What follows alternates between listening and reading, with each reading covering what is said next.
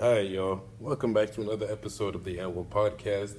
So, I'm going to talk about what's going on in the season, because the season has been going on for about a couple weeks now. Get my honest opinions, a bit of updates here and there. So, first, I'm going to start off with the standings currently, as of this recording. I'm going to start off with the East. First place is the 76ers with a record of 8-1. Second place is the Celtics with a record of 7-2. Third place go to the Pacers with a record of 6-4. Fourth place go to the Miami Heat. Let's go 305, record of 6-4. Fifth place goes to the Hawks, record of 5-4. Sixth place goes to the Magic, 5-4. Seven goes to the Knicks, 5-4. Eight goes to the Bucks, 5-4. Nine goes to the Nets, 5-5. 10th goes to the Cavaliers, 4-5. 11 goes to the Raptors, 4-5. 12th goes to the Bulls, 4-6. I feel so bad for the Bulls. Hornets are 13th with a record of 3-6. The Wizards, as of expected, a record of 2-4, and the Pistons, as usual, doing Pistons things, record of 2-9. And now the Western Conference, the Nuggets are 8-2, first place. Second place are the Mavericks, 8-2, which is a surprise to me, to be honest. Third place, another surprise, the Timberwolves, 7-2. Fourth place, another surprise, the Rockets are 6-3. Fifth place are the Thunder, 6-4. Sixth place goes to the Warriors, 6-5. Seventh place goes to the Kings, 4-4. Eighth place goes to the Lakers, 5-5. Ninth place goes to the Suns, 4-6. 10th are the Pelicans, 4-6. Clippers are 11th with a record of 3-6. I'll get back to them. Blazers are 12th with a record of 3-6. Spurs are 13th with a record of 3-7. The Jazz are 3-7, 14th place. And the worst team in the NBA, the Memphis Grizzlies, with a record of 2-8. Now we're gonna go to the league leaders, and we're gonna start off with points, obviously. So number one in points is Luka Doncic with a point average of 32.6. Joel Embiid 32.4. Steph Curry 30.7.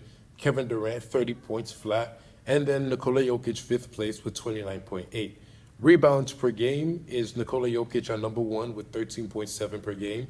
Domantas Sabonis with 12.9, Gobert with 12.8, DeAndre Ayton with 12.2, and Anthony Davis with 12 flat.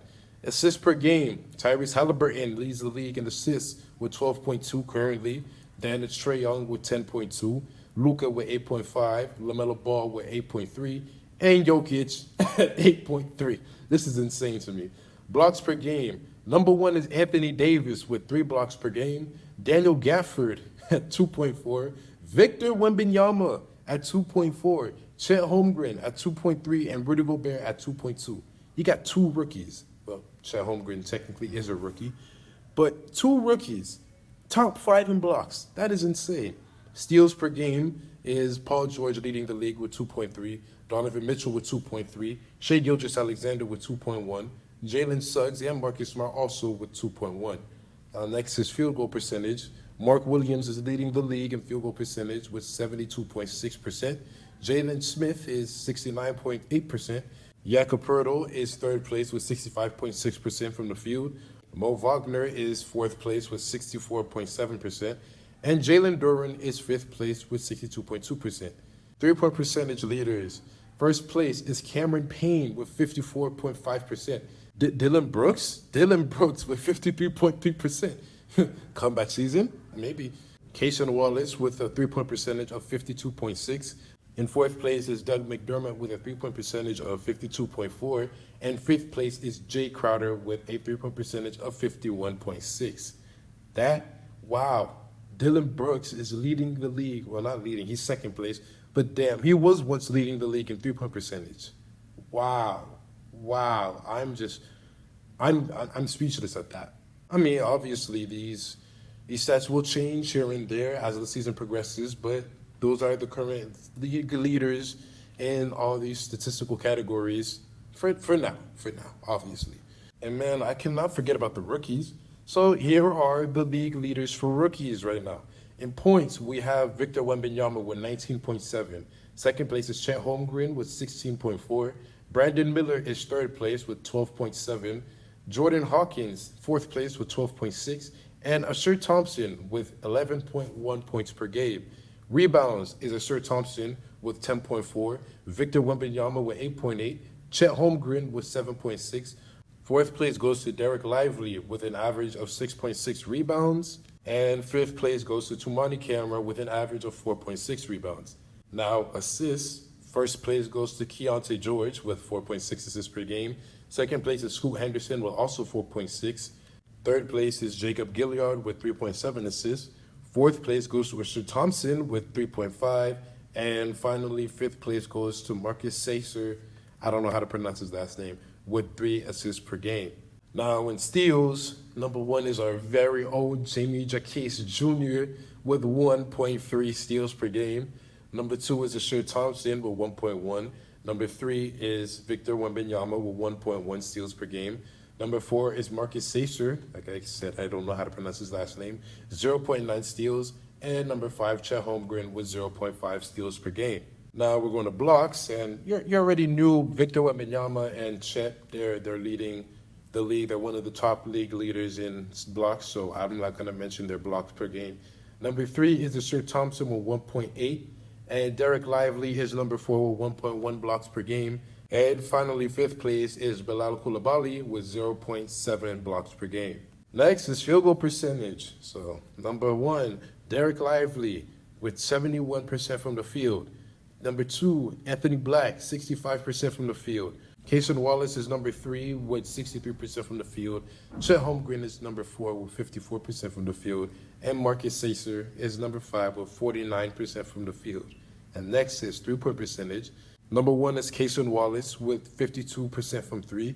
Number 2 is Chet Holmgren with 50% from 3. Anthony Black is number 3 with 50% from 3. Jacob Gilliard is number 4 with 45% from 3. And Marcus Sacer is number 5 with 43% from 3. Now, those are all the league leaders, rookies, around the league, everybody. So, now, what are my thoughts on the season so far? No, I'm not going to lie to y'all. So far, this season has not been that bad. It's been pretty good. The Milwaukee Bucks are doing worse than I expected, which is great because that's what happens when you don't come to Miami, Lillard. I'm sorry. It's not Lillard's fault, but I'm still pissed off at Lillard for not coming to Miami. I'm not going to lie to y'all. Denver Nuggets are possibly going to win the NBA championship once again. I remember watching the Nuggets versus the Lakers, and the Nuggets are a complete team. Yeah, they're the best team in the league. Although record-wise, they are the second best team, but in general, the Nuggets are the best team in the league. Nikola Jokic, once again, is dominating the NBA, and he doesn't even care. You can see in his press conferences, the man does not want to be there. He sees basketball as a 9 to 5. He sees that. He sees that as a 9 to 5. Simple as that. It's wild. This man will literally walk into the game with a straight face, looking like he doesn't want to be here. He just wants to be with his horses. He wants to go horse racing. But that same night, he will drop 35, he'll drop 15 rebounds on your head, and he'll drop 10 assists as well. And he'll shoot super, super efficiently. I have never seen somebody so complete as a player like Jokic. We can say Luka, but the fact that Jokic is taller and he's a center doing this makes it so much more impressive. Now, the Mavericks are a huge surprise because honestly, I didn't expect the Mavericks to be this good. I thought the Mavericks would have been at least a playing team. Now, it's only the beginning of the season, so anything can happen. But so far, the Mavericks are looking like a good playoff team. When I thought, as I said, they would have been at least a playing team. So that's just crazy. The Lakers, for some reason, are not doing as good as I expected. But again, it's the beginning of the season. LeBron is carrying the Lakers. He shouldn't be doing this, okay? He should not be doing this at the age of 38 years old. Anthony Davis cannot stay healthy, and it pisses me off. You know what also pisses me off? How inconsistent Anthony Davis is. I don't understand how somebody could be one of the top players in the league when he's at his best. That's the problem. At his best, he is one of the best players in the league. Why do you have to have that asterisk on your name? Oh, when healthy, at his best, he's the best player in the league, or he's one of the best players in the league. No, you're supposed to be the best player on the Lakers right now, all right?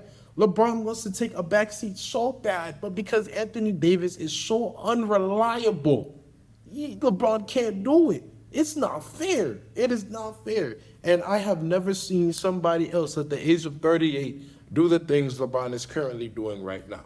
And people say he's not the GOAT. I mean, no disrespect to Jordan, but I don't think Jordan will be doing this at 38 years old. I don't think so. LeBron James is currently averaging 25, 8, and 5 on 56% from the field. His three-point percentage is not the best, but he's getting old. Leave the guy alone. And you know what's crazy? This is the second lowest assist per game average since his rookie season. But again, this is only a couple of games into the season, so obviously they are gonna go up. But you know, let me talk about Anthony Davis, all right? Let me go on Anthony Davis's stats. Davis is currently averaging 23 points, 12 rebounds, and 3 blocks per game. As I said, he is leading the league in blocks. And he is shooting 52% from the field and 37% from three. Great numbers, but the points per game needs to go up, okay? That's all I'm saying. His points per game needs to go up, and he needs to be more consistent. Because look at this. 30 points, 18 points, then he drops to 9. 9? Come on, bro. But then again, that was the Miami game, and he did get a bit injured, so maybe I'll let that slide. I will let that slide. But he could literally be averaging 30 points per game if he wants to. But it's like Anthony Davis. I don't get it. I don't get it. Maybe there's something wrong with me. Maybe it's me. But me personally, I think Anthony Davis can average 30 points per game. He can average like a good 30 points, 12 rebounds, a good like 2.5 blocks per game with like a steal and a half and win Defensive Player of the Year. That's if Anthony Davis wants to. And if his health will allow him to as well. But right now, LeBron James, once again, is the best player on the Lakers. And he should be taking a backseat with his old age of 38 years old. But that's not going to happen if Anthony Davis cannot be reliable. But let me stop talking about the Lakers and let me go next door to the Los Angeles Clippers. They're currently 0-4 with James Harden. He can't keep getting away with this, and he's not going to get away with this.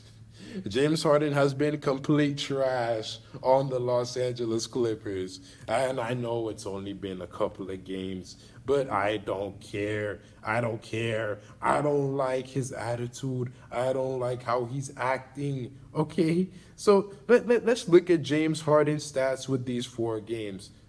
13 points per game. Wow. 13 points, 5 rebounds, 4 assists. Interesting. Shooting 47% from the field, 36% from 3. Okay, that's nice efficiency.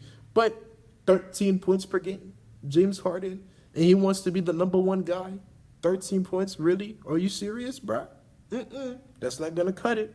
That is not going to cut it, James Harden. And he's not going to be that number 1 guy. He's just not.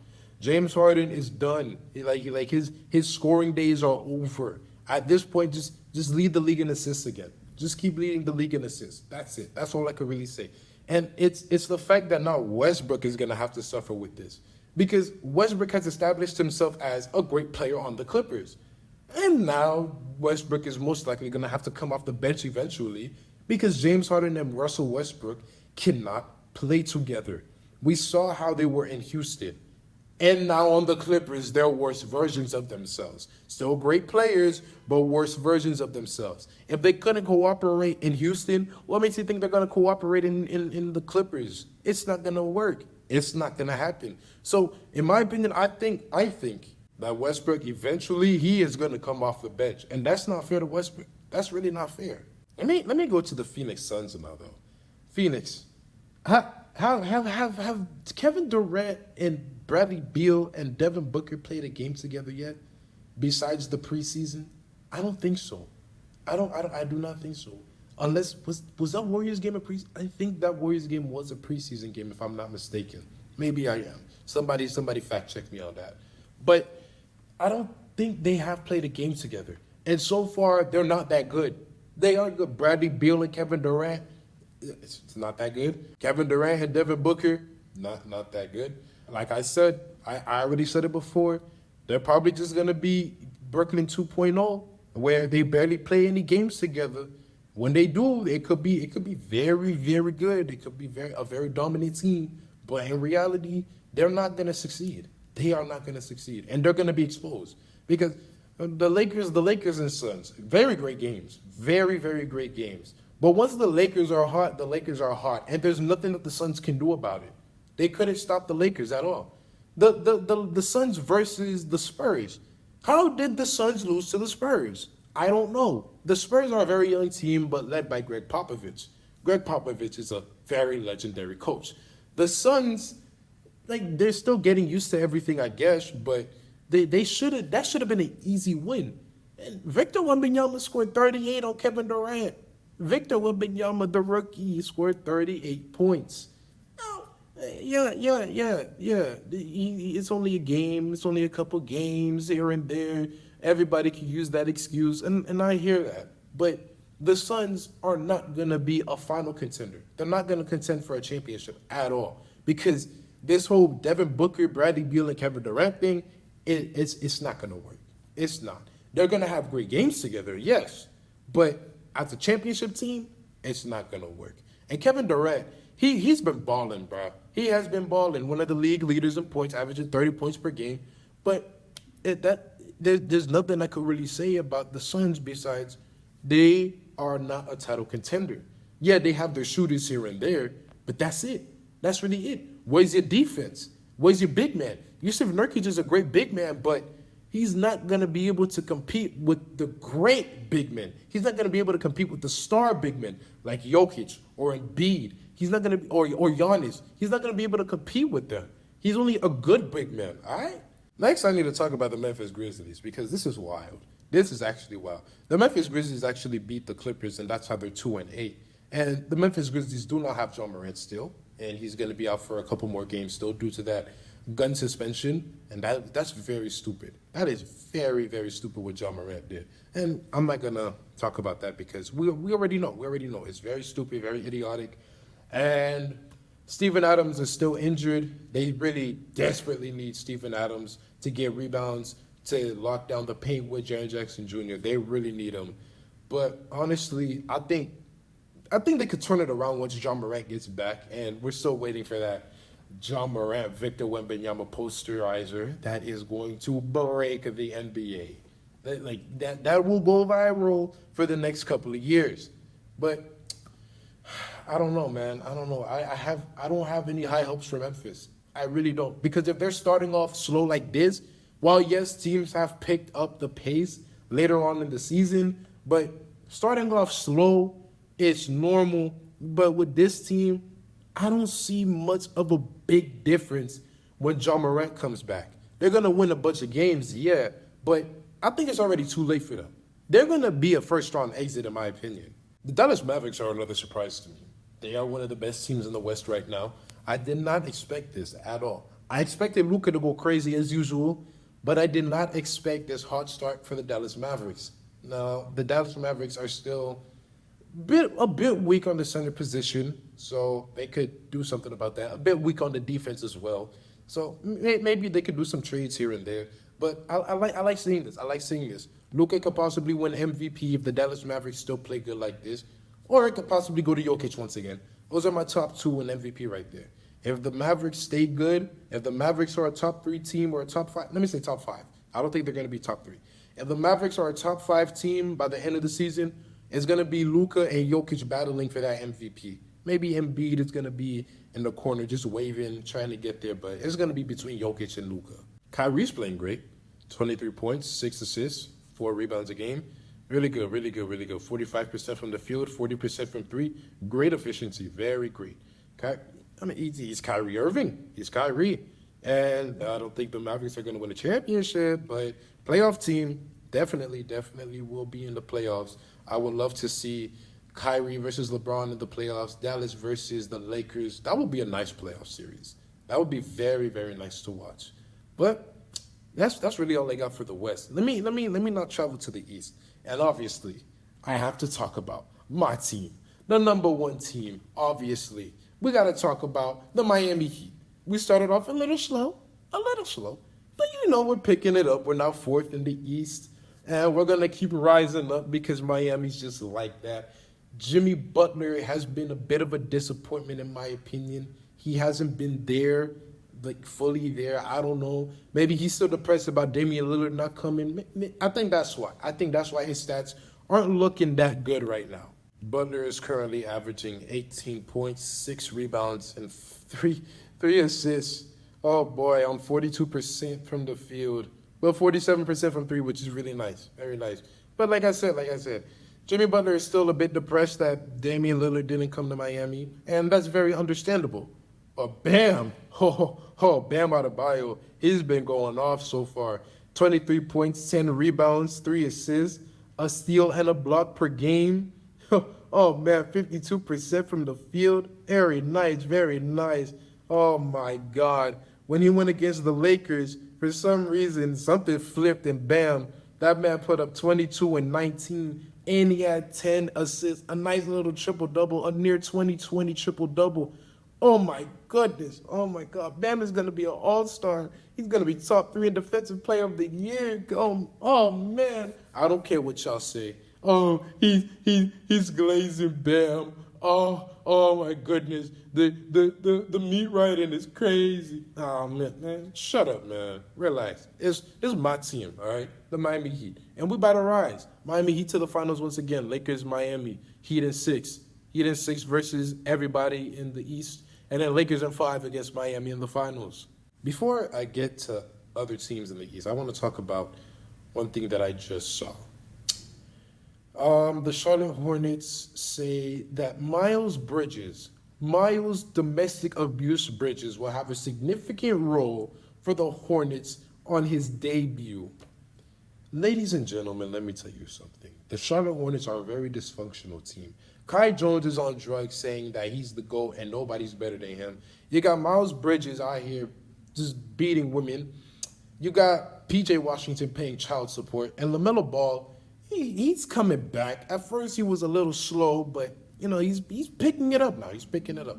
But the Charlotte Hornets are just they need a new owner. They need a new everything. They need a new front office in general. Because the Hornets, I don't even know what's going on with them. Now let me go on the Sixers. Ladies and gentlemen, Tyrese Maxey is him. Tyrese Maxey is here. Tyrese Maxey is here to make a statement. Tyrese Maxey will be an all-star this year. That James Harden trade, like I said, I made a short about it last night as of this recording after Tyrese Maxey dropped 50 on 66% from the field and 65% from the field. It was one of those. And 67% from 3, I believe. Super efficient game. Great 50-point game for Tyrese Maxey. I already said it. He's winning most improved player. You might as well give him the trophy now. Give him the trophy. He's going to be an all-star this year. Because of James Harden leaving, now the guard position, like I said in my predictions video, it increased for him. It increased for him. And it increased even more when James Harden left. Oh, man, it feels great to be right. If he doesn't win most improved, it's either because of injuries or the NBA is rigged. And Joel Embiid is obviously Joel Embiid. He is still one of the best players in the league, the second best center in the league, because he is not better than Jokic, I'm sorry. But Joel Embiid is doing great so far. Big things for the Sixers. Big things for the Sixers. I still don't think they're going to make it out the second round. I'm sorry, Sixers fans, but I just don't think so. So there's that. The Milwaukee Bucks. Oh boy, I want to talk about the Milwaukee Bucks. You thought just because you got Damian Lillard, you thought it was going to be a great season, huh? Nope. Not even a top 5 team. That's what you get. That is what you get. All right. I am so pissed that y'all got Damian Lillard, and I am so happy to see that the Milwaukee Bucks are suffering right now. It's not nice to see Giannis suffering, but I'm so sorry, Giannis. You got Damian Lillard, and I wanted Damian Lillard. So it seems like we both can't have what we want, but it seems like Miami's doing better even without Damian Lillard. But currently, Giannis is averaging 28 points, 9 rebounds, 3 assists, a steal and a block per game. He is shooting 58% from the field and golly, 23% from, oh my God, 23% from 3. That is horrible. That is, wow. But it's okay. It's Giannis, bro. He still dominates in the paint, man. Now, let's look at Damian Lillard's stats. 24 points, 4 rebounds, 4 assists. He is shooting 40% from the field and 29% from three. Jesus Christ. Damian Lillard is not playing good. Besides his debut game, he hasn't been too good. He has not been too good. And that is great because I did not want to see Damian Lillard succeed on the Milwaukee Bucks. I want to see him succeed in Miami. But he's not in Miami. So it's fine. It's all good because we're better than the Bucks right now. And we're going to be better than the Bucks. We're going to face Milwaukee in the playoffs, and we're going to beat them in 6. Yes, sir. Heat in 6. Heat in 6. I can't wait to see that. Oh, my goodness. When that happens, I am going to be so happy. I'm going to be laughing at the Milwaukee Bucks fans because Milwaukee, y'all are ops. Y'all are ops. We have been religiously whooping y'all, except for 1 year. Y'all did sweep us. But we've been religiously whooping y'all in the playoffs. So, here's another year of Miami beating the Milwaukee Bucks. Now I want to go to the New York Knicks. Oh, New York's not safe either. Oh, man. I want to go to the New York Knicks, specifically on Julius Randle. Julius Randle is complete dog water, all right? He's bad. He is terrible, okay? So far, he is averaging 17 points, 10 rebounds, which is pretty good. But he is shooting an abysmal 33% from the field and 25% from three. It was worse. I believe he was averaging about 28% from the field. How? What's going on? Last season, he was averaging 25 points on 45% efficiency. He was an all-star. This is literally, he has the worst drop-off. He is shooting one of the worst, if not the worst, field goal percentage for any superstar or all-star caliber player. It is just bad for him. And you know why? Because it's like he doesn't know his play style. I don't get it. How are you 6'8", 250, but yet you're shooting contested shots? You're shooting off the dribble, post fadeaways, post spins, whatever, all of these difficult shots. You are built like LeBron. Drive to the paint, post up on somebody, and go up for the hook, man, or catch and shoot. You don't need to shoot all of these bad decision-making shots. And Jalen Brunson, he's also been a little off. 22 points, 3 rebounds, 4 assists. He is shooting a bad 41% from the field, but a great 43% from 3. So he'll pick it up eventually, but he needs a bit of work. Now, RJ Barrett hasn't been bad. He has not been bad at all. He's been great. A nice little 22 points per game, 48% from the field, 50% from 3. Great stats. Now, Emmanuel Quickley. I need to talk about Emmanuel Quickley really quickly. Y'all see what I did there? I talk about Quickley really quickly. He is averaging 15 points coming off the bench. And it's not just 15 points. This is an efficient 15 points. 48% from the field and 36% from 3. All right, now, I told y'all, he's winning 6th Man of the Year. And 6th Man of the Year is always who scores the most points coming off the bench. And right now, it's going to be Emmanuel Quickley. Now, the Boston Celtics, 2nd place in the East. Well, they've been good. Yeah, they've been good. Jason Tatum is Jason Tatum, averaging a nice 27 points, 9 rebounds, 3 assists. A steal. He is shooting a nice, beautiful 52% from the field, 39% from 3. That is great. Jason Tatum, let's go. Let's go. I am rooting for you. Now, Jalen, I cannot dribble left Brown. 23 points, 5 rebounds, 2 assists, and a steal. Shooting 46% from the field and 38% from 3. Those are great stats for a number 2 option, but not great stats for somebody that just signed a $300+ million contract. All right?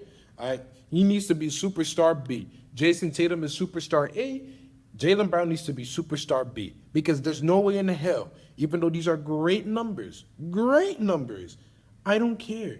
You saw how much he signed. You saw how much they signed him for. There's no. You need to pick up the game. You need to pick up the pace, bro.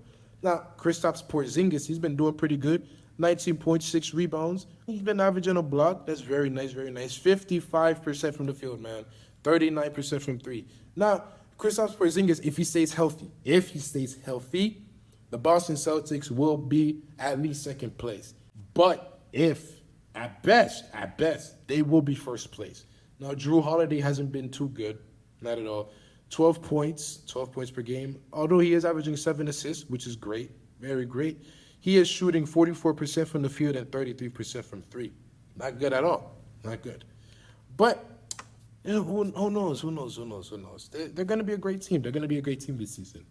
Until they meet Miami. Oh, yeah. We're going to boot y'all out of the playoffs once again.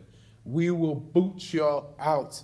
Miami in 6. In 6, man.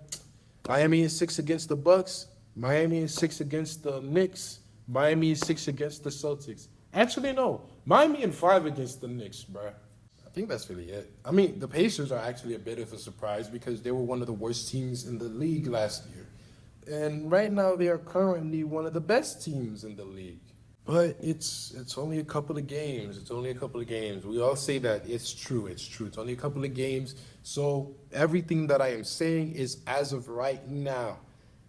Except for MVP and except for the awards. And the awards, that's my prediction. But for right now, those are the standings. Those are the league leaders. Anything can happen. Anything can happen in the NBA, which is what makes it pretty great. But that's it. That's all I really got for y'all today. So I'm out.